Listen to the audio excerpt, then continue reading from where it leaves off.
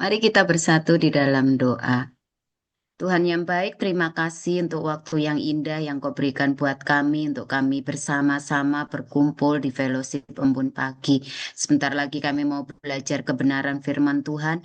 Mari Tuhan persiapkan hati dan pikiran kami, buka hati kami supaya kami ketika mendengar firman kami dikuatkan, diteguhkan, bahkan kami tidak menjadi pendengar yang setia, tapi kami menjadi pelaku akan firman-Mu ya Tuhan. Berkati anak-anak-Mu yang akan membacakan firman Tuhan hari ini, para lektor dan hamba-Mu Bapak Paul yang akan menyampaikan kebenaran firman Tuhan. Urapi beliau dengan kuasa-Mu ya Tuhan, sehingga firman itu terus akan hidup di dalam kehidupan beliau, terlebih hidup di dalam kehidupan kami. Terima kasih Tuhan, kami mau sambut kebenaran firman Tuhan pagi hari ini hanya di dalam nama Tuhan Yesus. Haleluya, amin.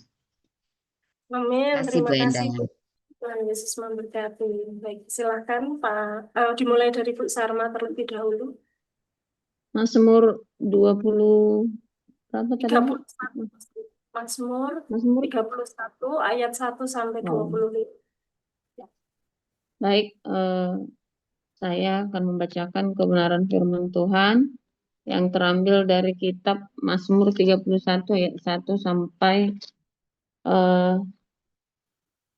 25 ya. Beginilah pembacaan kebenaran firman Tuhan. Untuk pemimpin biduan, Mazmur Daud.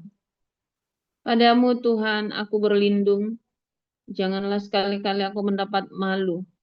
Luputkanlah aku oleh karena keadilan-Mu. Sendengkanlah telingamu kepadaku. Bersegeralah melepaskan aku. Jadilah bagiku gunung batu tempat perlindungan, kubu pertahanan untuk menyelamatkan aku. Sebab Engkau bukit batuku dan pertahananku, dan oleh karena namamu, Engkau akan menuntun dan membimbing aku. Engkau akan mengeluarkan aku dari jaring yang dipasang orang terhadap aku, sebab Engkaulah tempat perlindunganku. Ke dalam tangan-Mu lah kuserahkan nyawaku. Engkau membebaskan aku, ya Tuhan, Allah yang setia. Engkau benci kepada orang-orang yang memuja berhala yang sia-sia. Tetapi aku percaya kepada Tuhan. Aku akan bersorak-sorak dan bersukacita karena kasih setiamu.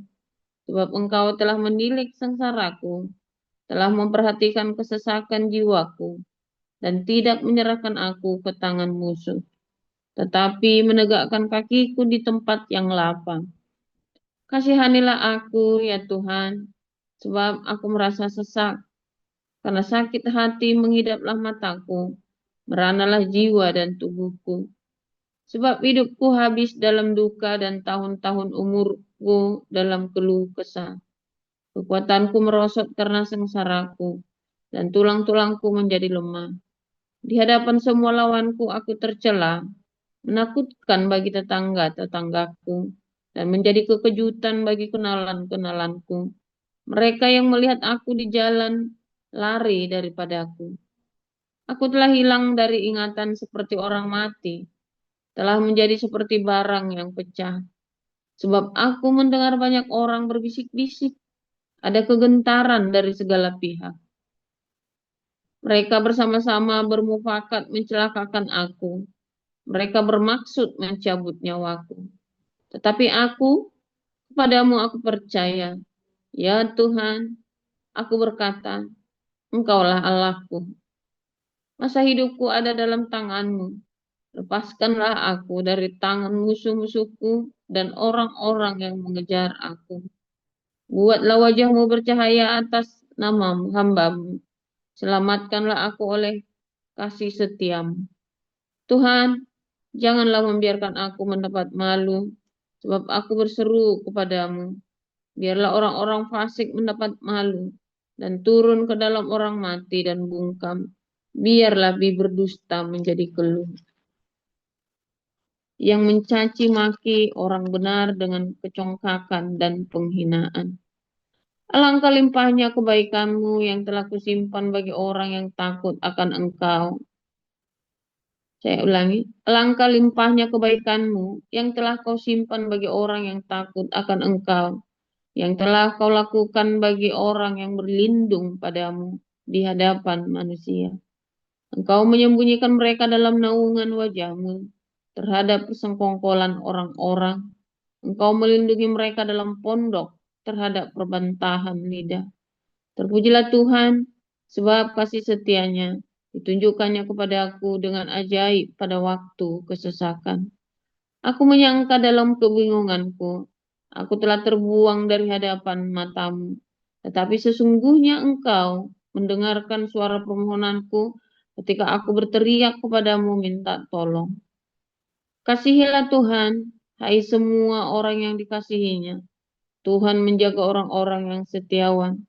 Tetapi orang-orang yang berbuat congkak diganjarnya dengan tidak tanggung-tanggung. Kuatkanlah dan teguhkanlah hatimu, hai semua orang yang berharap kepada Tuhan. Demikian pembacaan kebenaran firman Tuhan. 1 Korintus 10. Aku mau supaya kamu mengetahui saudara-saudara, bahwa nenek moyang kita semua berada di bawah perlindungan awan, dan bahwa mereka semua telah melintasi laut.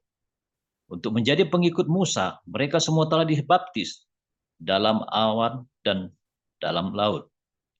Mereka semua makan makanan rohani yang sama, dan mereka semua minum minuman rohani yang sama, sebab mereka minum dari batu karang rohani yang mengikuti mereka, dan batu karang itu ialah Kristus. Tetapi sungguh pun demikian, Allah tidak berkenan kepada bagian yang terbesar dari mereka, karena mereka ditewaskan di padang gurun. Semuanya ini telah menjadi sebagai contoh bagi kita, untuk memperingatkan kita, supaya jangan kita menginginkan hal-hal yang jahat, seperti yang telah mereka perbuat. Dan supaya jangan kita menjadi penyembah-penyembah berhala, sama seperti beberapa orang dari mereka, seperti ada tertulis, maka duduklah bangsa itu untuk makan dan minum, kemudian bangunlah mereka dan bersukaria. Janganlah kita melakukan percabulan, seperti yang dilakukan oleh beberapa orang dari mereka, sehingga pada satu hari telah tewas 23.000 orang. Dan janganlah kita mencobai Tuhan, seperti yang dilakukan oleh beberapa orang dari mereka, sehingga mereka mati di pagut ular. Dan janganlah bersungut-sungut, seperti yang dilakukan oleh beberapa orang dari mereka, sehingga mereka dibinasakan oleh malaikat maut. Semuanya ini telah menimpa mereka sebagai contoh, dan dituliskan untuk menjadi peringatan bagi kita yang hidup pada waktu di mana zaman akhir telah tiba. Sebab itu siapa yang menyangka bahwa ia teguh berdiri, hati-hatilah supaya ia jangan jatuh. Pencobaan-pencobaan yang kamu alami ialah pencobaan-pencobaan biasa yang tidak melebihi kekuatan manusia. Sebab Allah setia, dan karena ia tidak akan membiarkan kamu dicobai melampaui kekuatanmu. Pada waktu kamu dicobai, ia akan memberikan kepadamu jalan keluar, sehingga kamu dapat menanggungnya. Karena itu, saudara-saudaraku yang kekasih, jauhilah penyembahan berhala. Aku berbicara kepadamu sebagai orang-orang yang bijaksana. Pertimbangkanlah sendiri apa yang akan aku katakan. Bukan kacauan pengucapan syukur, yang atasnya kita ucapkan syukur, adalah persekutuan dengan darah Kristus. Bukankah roti yang kita pecah-pecahkan adalah persekutuan dengan tubuh Kristus? Karena roti adalah satu, maka kita sekalipun banyak adalah satu tubuh, karena kita semua mendapat bagian dalam roti yang satu itu. Perhatikanlah bangsa Israel menurut daging. Bukankah mereka yang makan apa yang dipersembahkan mendapat bagian dalam pelayanan mezbah? Apakah yang kumaksud dengan perkataan itu? Bahwa persembahan berhala adalah sesuatu, atau bahwa berhala adalah sesuatu? Bukan. Apa yang kumaksudkan ialah bahwa persembahan mereka adalah persembahan kepada roh-roh jahat, bukan kepada Allah. Dan aku tidak mau bahwa kamu bersekutu dengan roh-roh jahat. Kamu tidak dapat minum dari cawan Tuhan dan juga dari cawan roh-roh jahat. Kamu tidak dapat mendapat bagian dalam perjamuan Tuhan dan juga dalam perjamuan roh-roh jahat. Atau maukah kita membangkitkan cemburu Tuhan? Apakah kita lebih kuat daripada Dia? Segala sesuatu diperbolehkan, benar, tetapi bukan segala sesuatu berguna. segala sesuatu diperbolehkan. Benar, tetapi bukan segala sesuatu membangun. Jangan seorang pun yang mencari keuntungannya sendiri, tetapi hendaklah tiap-tiap orang mencari keuntungan orang lain. Kamu boleh makan segala sesuatu yang dijual di pasar daging, tanpa mengadakan pemeriksaan karena keberatan-keberatan hati nurani. Karena bumi serta segala isinya adalah milik Tuhan. Kalau kamu diundang makan oleh seseorang yang tidak percaya, dan diundangan itu kamu terima, makanlah apa saja yang dihidangkan kepadamu, tanpa mengadakan pemeriksaan karena keberatan-keberatan hati nurani. Tetapi kalau seorang berkata kepadamu, itu persembahan berhala, jangan engkau memakannya. Oleh karena dia yang mengatakan hal itu kepadamu, dan karena keberatan-keberatan hati nurani. Yang aku maksudkan dengan keberatan-keberatan bukanlah keberatan-keberatan hati nurani sendiri, tetapi keberatan-keberatan hati nurani orang lain itu. Mungkin ada orang yang berkata, mengapa kebebasan harus ditentukan oleh keberatan-keberatan hati nurani orang lain? Kalau aku mengucap syukur atas apa yang aku turut memakannya, mengapa orang berkata jahat tentang aku karena makanan yang atasnya aku mengucap syukur? Aku menjawab, jika engkau makan, atau jika engkau minum, atau jika engkau melakukan segala sesuatu yang lain, lakukanlah semuanya itu untuk kemuliaan Allah. Janganlah kamu menimbulkan sak dalam hati orang, baik orang Yahudi atau orang Yunani maupun jemaat Allah.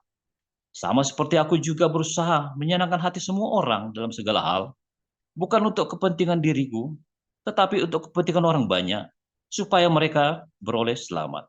Demikian firman Tuhan. Ya, terima kasih untuk para lektor, Bu Sarma dan Pak Apul yang sudah membacakan Alkitab untuk kita ya. Selanjutnya kita akan memasuki renungan firman Tuhan yang akan disampaikan oleh hambanya Pastor Joseph Paulza. Silakan Pastor. Haleluya, firman Tuhan selalu baru setiap hari. Jika kita menanti-nantikan Tuhan dengan penuh sukacita, dengan penuh pengharapan yang teguh, dan dengan terus belas kasihan, ya, karena banyak sekali apologet-apologet ya yang hidupnya tidak penuh belas kasihan, tapi penuh dengan penghakiman, ya, apologet-apologet yang saya bilang apologet compong gitu ya, mulutnya menghakimi tapi kelakuannya badek, saudara ya. Kadang-kadang saya kagak ngerti. Terus mereka itu tadi yang sering saya bilang, mereka itu membaca firman Tuhan, ya, tetapi bukan mencari kebenaran. Mereka membaca ya firman Tuhan itu untuk mencari pembenaran, ya. Lalu mereka membaca firman Tuhan bukan supaya hati mereka jadi murni, bersih oleh karena firman, oleh karena logos yang didengar sehingga hidupnya jadi murni. Tapi logos itu buat nyambukin orang lain, ya, buat nusukin orang lain, buat pamer seakan dia bisa. Kelakuan mah tetap badek. Ya, saudara, makanya kamu baca firman Tuhan tiap hari itu tidak menjamin kamu tambah benar. Tapi kalau kamu tidak baca firman Tuhan, tambah nggak benar kamu. Nah, bingung kan? Kamu membaca firman Tuhan tiap hari tidak membuat hidupmu tambah benar. Kamu dengar khotbah banyak-banyak tidak membuat hidupmu tambah benar. Tapi kalau kamu tidak mengerti firman Tuhan, hidupmu pasti nggak benar. Lalu bagaimana dong kalau membaca firman Tuhan harus disertai dengan hati yang haus dan lapar ingin mencari kebenaran, bukan untuk membenarkan kelakuanmu yang badek. Apalagi cuma buat pamer nih saya hafal sekian ayat ya. Aduh, itu kadang-kadang ya, itu orang Islam itu lebih banyak yang hafal Alkitab daripada kalian orang Kristen. Apakah hidupnya tambah baik? Tambah edan, iya itu. Ya kan? Mengapa? Karena mereka tidak melakukan, tidak percaya aja enggak, apalagi melakukan. Itu saya bilang ya, kamu tidak percaya yang kamu katakan. Ini kan apologet ini kan banyak cerita firman Tuhan, tapi dia tidak percaya dengan apa yang dia ngomong. Ya kan? Dia tidak mengimani apa yang dia ngomong. Dan apalagi tidak melakukan apa yang dia imani juga. Kacau ini orang ya. Akhirnya hidupnya dalam perjinahan. Akhirnya hidupnya ributnya donasi terus ya. Bertengkar donasi. Ada yang punya donasi sampai ratusan juta pakai rekening pribadi dia. Ada yang sampai akhirnya ini. Pokoknya ya semua donasi yang tidak dibuka. Itu nanti ujungnya itu setan semua. Segala sesuatu yang gelap itu setan semua. Ya. Karena di dalam Tuhan Yesus tidak ada gelap-gelapan, tidak ada rahasia-rahasiaan, semua terang benderang. Ya, sama seperti komunitas kita selalu terang benderang, dibuka semua. Kamu mau tahu rekening saya? Boleh saya buka. Yang penting kalau kamu nanya rekening, kamu kudu nyumbang. Etikanya orang nanya rekening itu nyumbang, diingat-ingat ya. Jadi jangan sampai kamu nanya rekening saya, kamu nggak nyumbang. Waduh, saya kutuk jadi kodok di dalam cawat nanti. Nah, saudara ya. Saudara, batu karang yang ketika Tuhan Yesus cerita batu karang, kamu kalau ke Israel itu ya, di Israel itu kalau kita ngeliat batu karang itu ya, saudara ya, ada dua hal kalau kamu ngeliat batu karang. Batu karang itu akan menjadi halangan bagi kamu, atau batu karang itu akan menjadi tempat yang kokoh bagi kamu. Kalau tempat yang kokoh itu untuk membangun rumah, ya, untuk bentengmu. Makanya kan bilang kota bentengku, kota benteng yang di batu berbatu, bukit-bukit berbatu, nggak mudah diserang. Ya, kota benteng di bukit-bukit berbatu itu nggak mudah diserang. Musuh mau nyerangnya dari mana tuh batu karang semua, tercerai-berai musuh itu. Tetapi ketika kamu membangun rumah di atas batu karang, firmnya minta ampun kokoh. Tapi masalahnya batu karang juga bisa menjadi halangan bagi kamu tergantung bagaimana kamu menganggapnya. Kamu anggap apa batu-batu karang-karang yang berbatu itu? Kamu pergi ke Gunung Kidul itu batu karang semua, nggak ada air, nggak ada air. Karena orang Gunung Kidul nggak ngerti, dia kan miskin kan. Tapi kamu lihat di Israel batu karang semua, kaya. Kenapa yang membedakan coba? Itu di Christmas Island itu batu karang semua itu kan rock fosfat itu kan kaya dikeruk ya. Mineralnya diambil untuk pupuk ya, pupuk fosfat itu ya. Yang di Christmas Island itu di perairan Samudra Indonesia, sekarang wilayahnya Australia, tetapi mereka rata-rata berbahasa Indonesia ya katanya ya. Saya pernah sekali bukan Christmas Island dulu saya pergi itu ya, bukan mereka berbahasa Indonesia. Yang Christmas Island ini berbahasa Indonesia juga katanya ya, karena saya pernah bisnis sama mereka, tapi saya belum sempat ke sana, belum sempat pergi. Nah, Christmas Island ini ya sebuah pulau batu karang semua, tapi bisa menghasilkan uang ya. Lalu mengapa Gunung Kidul itu nggak bisa menghasilkan uang? Ya kan, aneh ya. Ya karena kamu tidak tahu bagaimana caranya. Batu karang Kristus itu adalah ketika kamu mendengar firman Tuhan dan melakukannya. Itu kamu membangun rumah di atas batu karang. Karena Yesus adalah batu karang kita. Ketika kamu dengar firman Tuhan dan melakukannya. Masalahnya apakah kamu melakukan firman Tuhan? Kamu dengar firman Tuhan cuma buat pamer, kamu hafalan kayak anak sekolah minggu kok. Hafal firman Tuhan, dilakukan empuh. Ya kan? Dilakukan aja empuh. Buktinya kamu bertengkar satu sama lain, buktinya kamu saling mencelakakan satu sama lain. Buktinya kan kamu saling mencelakakan satu sama lain. Kamu orang Kristen saling melaporkan pendeta-pendeta itu kan. Dulu ya yang dulu saya ingatkan kalian ya kan, setiap kali ada gereja baru, yang laporkan ke polisi itu bukan orang Islam, orang gereja sendiri. Lalu dia gerakan massa Islam buat bubarkan gereja itu kan. Banyak kan, gitu kan. Ada banyak kasusnya yang menggerakkan justru gereja sendiri. Ya waktu itu Bahtera masuk tuh ke Kupang itu ya, Bahtera.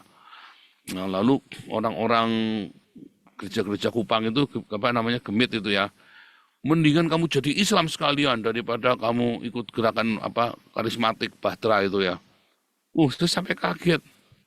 Sama ya yang di Manado itu, yang di mana itu Tomohon Modo Inding itu ya. Mendingan kamu jadi Islam sekalian daripada kamu jadi orang karismatik, gereja karismatik ya. Tidak semua teologi karismatik itu jelek ya. Tetapi statement itu memang statement yang sangat tidak bertanggung jawab ya. Itu menunjukkan bahwa pendeta-pendeta ini adalah pendeta-pendeta kurang ajar. Takut kan kalau jemaatnya habis kan. Karena orang gereja karismatik kan tidak menginjil ke jalan-jalan tapi menginjilnya ke gereja-gereja kan. Kayak Philip Mantova, injilnya kan ke gereja-gereja bukan ke jalan-jalan kan. Yang dibaptis, wah ini baptisan massal kesaksiannya katanya orang dari gereja lain semua dibaptis, yang gede-gede, ya ampun Tuhan ya. Tapi itulah yang terjadi karena kamu mendengar firman Tuhan dan tidak melakukannya. Dan justru kamu senang ya dengar firman Tuhan yang keras-keras, kamu dengar firman Tuhan yang serem-serem, kamu senang. Di akhir zaman itu katanya Paulus ya, orang itu akan mencari guru-guru untuk memuaskan telinga mereka. Sampai mereka menggelinjang, mana khotbah yang keras. Tapi begitu ditanya, apa melakukan? Oh kami melakukan firman Tuhan, oh kita butuh makanan yang keras. Itu makanan yang keras, kamu kesenggol dikit sama sesama pengurus minta keluar. Resign, aku tak keluar saja. Begitu idemu tidak disetujui, aku tak keluar saja. Begitu kamu ada gesekan dikit, aku tak keluar saja. Aku difitnah, aku ini aduh segala macam ya. Wah harus dengar yang keras. Baru diomongin sedikit saja. Udah responnya udah kayak orang mau itu ya kayak digigit sama naga. Baru diantup sama semut. Keluar-keluarnya kayak digigit naga ya. Bukan begitu kan? Itu menunjukkan bahwa apa? Kamu bukan pelaku firman Tuhan. Kamu ya kan? Saya seneng yang keras-keras, Pak. Aduh, apologet juga sama ya. Akhirnya ruwet. Saudara, setiap kali kita mendengar firman Tuhan, jangan biarkan firman itu gugur darimu. Setiap firman yang gugur darimu itu, ya, itu akan menjadi kotoran dalam hidupmu. Firman Tuhan yang gugur dalam hidupmu itu akan menjadi kotoran dalam hidupmu. Kamu akan menjadi orang munafik. Setiap kamu dengar firman Tuhan dan kamu dengan sengaja tidak melakukannya, kamu akan mengumpulkan sebuah menara kemunafikan dalam hidupmu. Kamu akan membangun bukan batu karang, bukan membangun rumah di atas batu karang, tapi kamu membangun kemunafikan. Semua kepura-puraan tiba-tiba hancur semua. Setiap firman Tuhan yang gugur darimu itu. Makanya jangan sampai kamu dengar firman Tuhan dan gugur. Kalau gitu mendingan gak usah dengar firman Tuhan. Nah itu tadi, kalau kamu tidak dengar firman Tuhan, kamu jadi goblok. Akhirnya kan kamu kayak dulu siapa itu yang masuk ke Zoom saya terus ngarang-ngarang. Oh gampang, perintahnya, ikuti perintahnya, jauhi larangannya. Perintahnya itu apa? Bingung dia ya. Akhirnya perintahnya kayak perintah ajarannya Islam itu. Gereja, lo ke gereja siapa bilang ke gereja itu perintah Tuhan Yesus? Tidak ada ke gereja itu perintah Tuhan Yesus. Turuti perintahnya, jauhi larangannya itu aja. Apa coba perintahnya apa? Karena kalau ditanya turuti perintahnya, oh jadi orang itu, jadi orang Kristen itu gampang. Yang penting turuti perintahnya, jauhi larangannya. Apa perintahnya? Apa larangannya? Akhirnya kan kepalamu di framing sama Islam, kamu lebih banyak dengerin khotbah-khotbahnya apologet-apologet yang nyerang Islam, yang ceritanya tentang Islam daripada kamu yang ceritanya tentang bagaimana kamu bisa mengasihi, mengampuni, memberkati. Dan para apologet sendiri karena bukannya membuka Alkitab suatu ketika ada orang masuk ke Zoom juga dulu ya. Wah, Pak Paul tuh harus memahami Islam. Saya ini dosen Islamologi ya. Saya ini dosen Islamologi. Pak Paul itu harus mengetahui Islam, memahami tentang Islam, supaya kita bisa memberitakan Injil kepada Islam. Saya bilang, enggak perlu, kamu sama saya membaptis orang lebih banyak saya loh. Kita itu membaptis orang Islam, saya lebih banyak daripada kamu. Bahkan lebih banyak dari Saifuddin, saya. Dulu saya kira Saifuddin lebih banyak, ternyata yang dibaptis banyak yang palsu ya. Yang baptisan yang keliling-keliling kemana-mana itu loh, kayak grupnya Syafi'i itu kan. Pak Syafi'i itu kan grup yang keliling-keliling, dibaptis ada yang sudah 7 kali, ada yang sudah 15 kali, ya kan. Wah, waktu itu mas saya membaptis orang lebih banyak. Orang kalau kita baptis ya kita muridkan. Nah, kemudian orang-orang ya ketika kita belajar memberitakan Injil, akhirnya orang-orang ini bukan memberitakan Injil, tapi dia ceritanya Al-Quran terus. Lalu tiba-tiba ada orang Islam masuk. Lalu dia cerita firman Tuhan terus, saudara. Ya, dia kasih tahu nih ayat ini, dia tanya ayat ini, tanya ayat ini. Lalu saya tanya sama mereka yang ada di situ, ini yang memberitakan Injil jadinya siapa? Yang memberitakan Injil jadinya siapa? Yang orang Kristennya ngutipnya ayat Al-Quran terus, yang orang Islamnya ngutipnya ayat Alkitab terus. Coba yang memberitakan Injil yang mana, saudara? Yang Islam lah. Gimana sih kamu? Nah itu ya, kadang-kadang saya nggak tahu cara otakmu bekerja. Ya, karena kalian seneng sama yang wah-wah begitu. Kamu seneng greget kalau ada orang Islam diserang-serang gitu kan. Kamu lebih seneng mendengarkan orang nyerang orang Islam daripada kamu mendengarkan firman Tuhan yang ngajari kamu untuk selalu rendah hati, selalu mengasihi, mengampuni, memberkati. Oh berat Pak, gampang. Intinya kan kamu sebenarnya ingin mengikuti hawa nafsu kamu kan, makanya jadi berat. Sehingga kamu tidak pernah berjumpa dengan batu karang itu. Kamu kan ingin tetap cabul, tetap berzina, kamu kan ingin tetap hidup di dalam keduniawianmu. Jadi kan susah. Ini kan sebuah keputusan. Kamu sebenarnya mau apa? Kamu tuh di gereja mau apa? Kan cuma mau kamu merasa Kristen kan. Nah itu, orang-orang seperti ini yang akhirnya akan di akhir zaman gampang murtad. Oh saya tidak mungkin murtad Pak. Aduh, ada orang-orang seperti ini, orang yang jadi pengkhianat justru ya. Iya kan? Orang-orang seperti ini kan yang sering jadi pengkhianat. Aku ndak ikut-ikut loh, aku ndak ikut-ikut loh. Ditekan sedikit, dia bocor. Bocor, ditekan dikit dia bocor. Apakah Anda salah satunya? Setiap firman Tuhan yang gugur dari hidupmu, kamu tidak lakukan. Kamu sedang membangun ya, sebuah kemunafikan, sebuah menara kemunafikan. Setiap firman Tuhan yang gugur dari hidupmu akan dipakai iblis untuk nyerang kamu balik. Ya, sehingga kamu seakan-akan kamu berlindung dengan firman Tuhan, tapi kamu sedang mencari pembenaran. Kamu ketuk batu karang itu, kamu minta mujizat, nggak keluar air. Keluarnya debu tanah. Pahit. Kamu ketuk lagi, Tuhan, mana janjimu? Keluarnya debu tanah. Sebab kamu tidak menjadikan batu karang itu sebagai perlindunganmu, tapi kamu jadikan batu karang itu malah jadi penghambat dari kedagingan dan keduniawianmu, sehingga kamu merasa terusik. Mau berzina, dimati tutup dulu. Gambarnya Tuhan Yesus dibalik, kamu lagi selingkuh. Pakai salib, salibnya dicopot dulu. Siapa yang begitu, mau selingkuh salibnya dicopot dulu.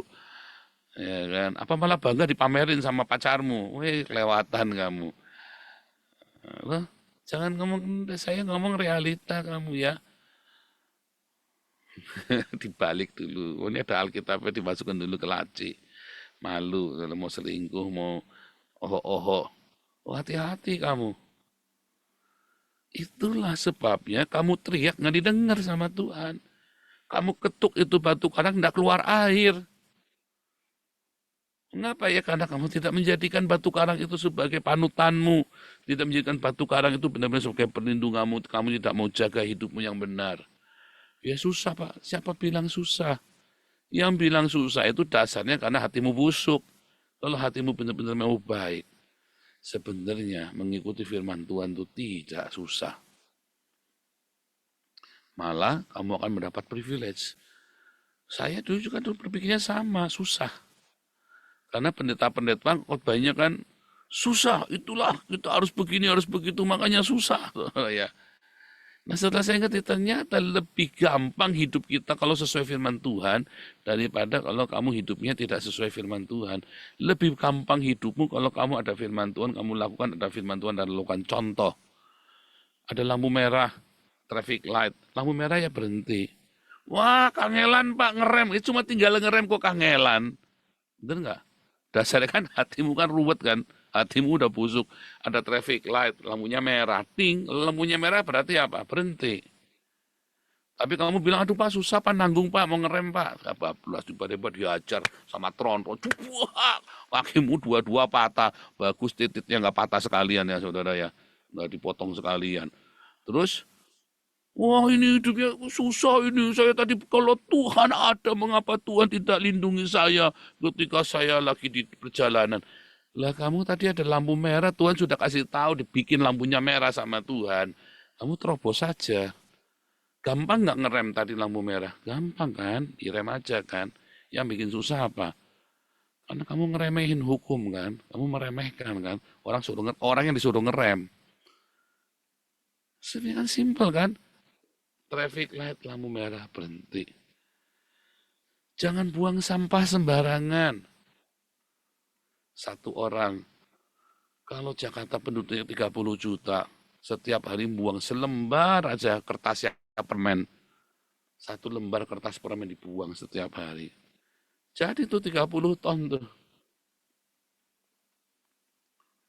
Ya kan?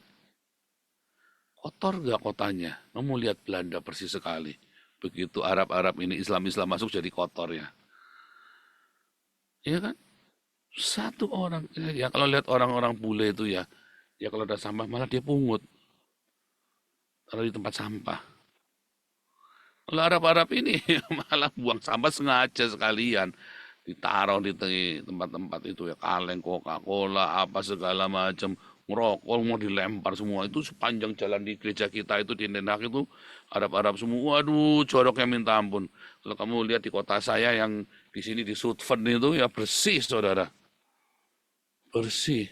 Kamu lihat di Den Haag itu. Waduh Arab semua 60% itu pun datang. Kotornya minta ampun.